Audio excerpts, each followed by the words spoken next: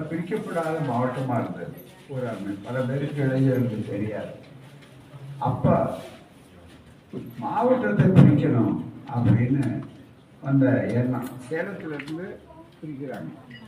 பிரிக்கிறப்ப கிருஷ்ணகிரியை தலைநகரமாக்கணுமா தர்மபுரியை தலைநகரமாக்கணுமான்னு ஒரு பெரிய வாதப்போர் நடந்தது.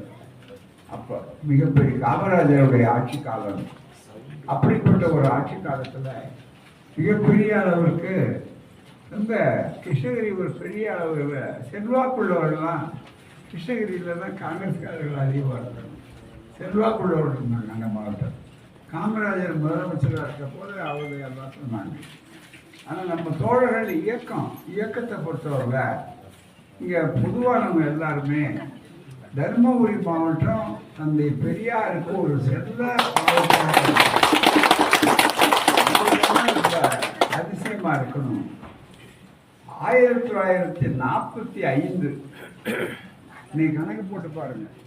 1945 அப்படின்னு சொன்னா அதுல இன்னைய வரையில என்ன 85 86 80 வருஷம்.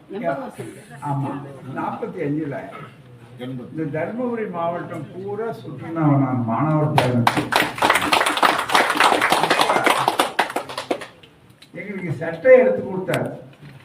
நம்ம டாக்டர் தியாகராஜனுக்கு தெரியும். ஒரு டாக்டர் அவரோட எப்பவுமே இருப்பார்.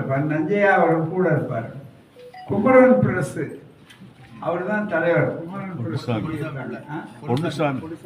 பொன்னுசாமி பிள்ளை அப்பா பிள்ளை அதே மாதிரி அவங்க இவங்க எல்லாம் எப்படி எல்லாம் வந்து பழையவங்க எல்லாம் நம்ம கல்வி சொல்ற மாதிரி அவர் தான் அச்சு கூட குமரன் அச்சகம்னு வச்சிருந்தார். நோட்டீஸ் எல்லாம் ஃப்ரீயா அடிச்சு. அப்படி வந்த காலத்துல இருந்து இங்க வந்து தர்மபுரி ஒரு கிராமம் மாதிரி இருக்கும். அந்த திடல்ல பாத்தீங்கன்னா கேஸ் லைட் தான் வச்சு கூட்டம் அனுப்புறாங்க பூராமே. அப்ப அந்த காலத்துல இருந்து வந்தோம் இன்னைய வரையில தர்மபுரியை நான் பார்த்துக்கிட்டு இருக்கிறது இந்த வளர்ச்சி ரொம்ப பிரமாணம். தர்மபுரி கிருஷ்ணகிரி பக்கத்தை அல்றதுன்னா என்னன்னா தன்னை பனிஷ்மெண்ட் ஏரியான்னு சொல்லுவாங்க. ஆனா இன்னைக்கு அன்னையிலிருந்து இன்னைய வரையில தந்தை பெரியாருடைய இயக்கத்துக்கு வளமான தோழர்கள் போராட்ட களமானாலும் எதுவானாலும் செய்யக்கூடிய தர்மபுரி.